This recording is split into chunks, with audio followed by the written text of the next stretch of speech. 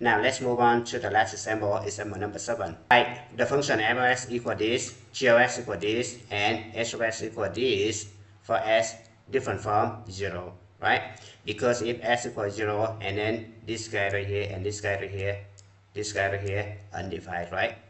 Now, all of the following inequalities are choose for s not equal to 0. State whether each inequality can be used with the Squeeze Theorem to find the limit of the function as s approaches 0. Alright, so basically you just check limit when s approaches 0, three sides, right? So have limit of f of s when s approaches 0 less than equal to substitute 0 for s, so this one equals 1/2, right?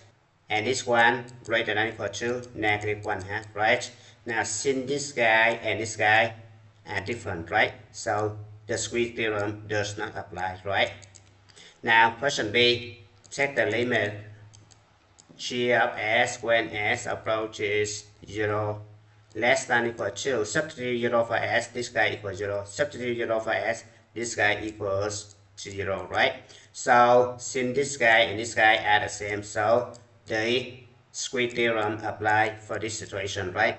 Now question C, check the limit three sides when s approaches 0, right?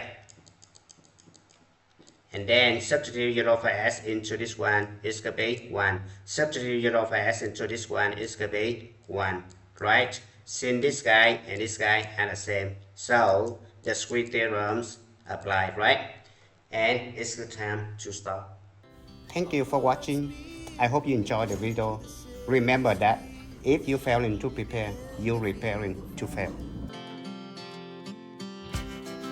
We rise like tall buildings as the chemicals they take us higher.